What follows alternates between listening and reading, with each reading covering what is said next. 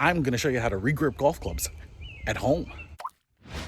What's happening, Panda Nation? Peter Von Panda here. Hey, I've got these golf clubs and I'm going to put new grips on them, even though these grips don't need to be regripped. And that's because I just want to show you how to do it, because it's actually super easy. I used to go to golf stores and have this done professionally because I thought it was something that needed a pro, but it's so easy and it's so cheap to do it at home. So let me show you everything that you're going to need and how to do them. So first of all, you're going to need something to cut off the current grips. And this is a golf grip remover tool, which is actually pretty nice, but you don't have to have this. It's only about $5. You can use a box cutter like this. I have used these in the past, but it's also nice to have one of these to get all of the residual golf grip tape off as well. And then the last thing you're going to need are new golf grips, but you are also going to need a couple of other little accessories here. So this is grip solvent, which comes with this. We also have the grip tape right there. You can see all these strips. Those are going to be necessary to put underneath. And then the other really nice thing about this particular kit is that it comes with a vise tool so that you can wrap it around the shaft of your golf club when you put it in your vise, so that it won't mar it and it will hold it in place. And then of course you're going to need like a table vise to hold your golf grips. If you are going to trim your shafts, you're going to need some sort of trimming tool. So I'll quickly show you that too if you're trying to replace your grips because you are shortening your shafts.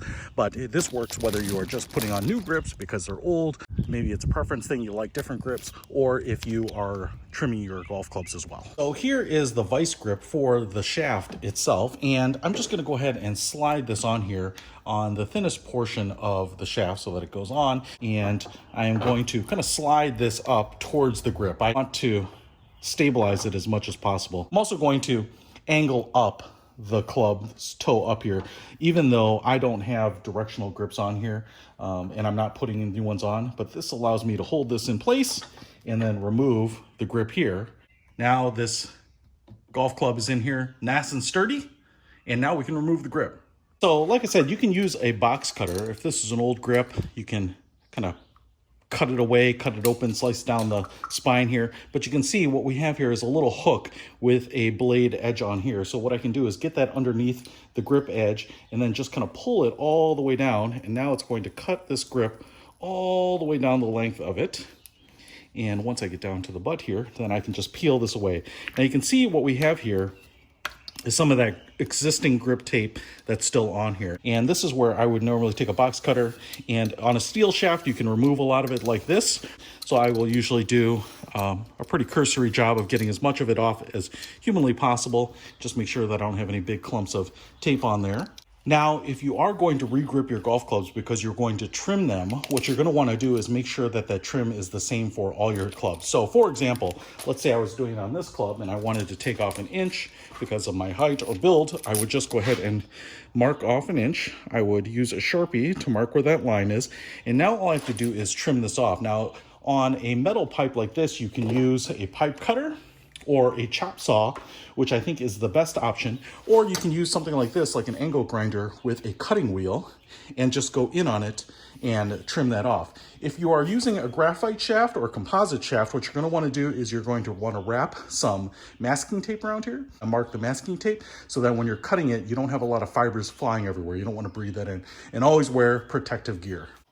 And of course, if you have any little metal edges, you want to deburr that with the grinder or some heavy grit sandpaper or a file. All right, so we have the old grip off, and now I have this new grip tape. And what I'm going to do here is just peel off the backing, and I'm going to put this, I'm just going to use the grip tape seam right there to line it up. Now when you lay the tape down, you do want to overlap the end here by about 1/4 inch, and that's because you're going to want to roll the tape over to plug that hole. So leave about 1/4 inch of the tape hanging off the edge. Now once you're putting the tape down, it's going to be important to take your time at this point and kind of slowly roll the tape around the shaft here, because you don't want any air bubbles or anything to form and create any weak spots in the grip. And so I'm going to roll it almost all the way before it overlaps here, and then I'm going to remove one side of the tape, and then I'm going to finish overlapping it down here nice and thoroughly before I remove the backing on this side of the tape.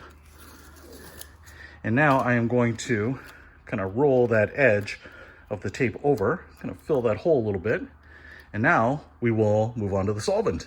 Next, what you're going to do is take this little spray bottle of grip solvent, and you're just going to go ahead and spray some pumps onto the grip and give it a nice little bath.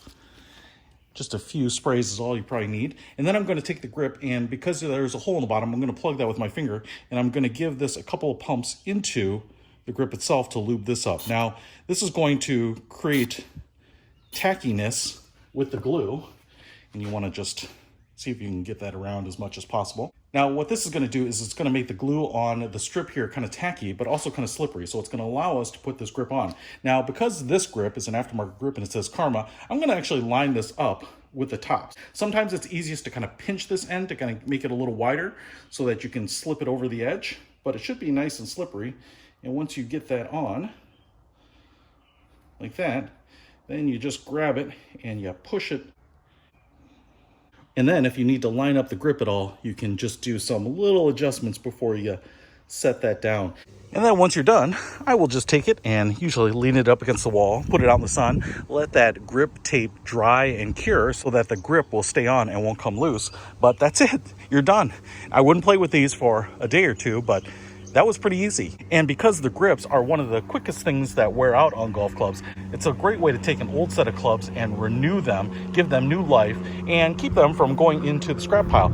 Everything that you need here, I'm going to link to in the description below. It's not expensive, so you can do this at home for sure. That's how you re-grip golf clubs at home. Peter Von Panda, out.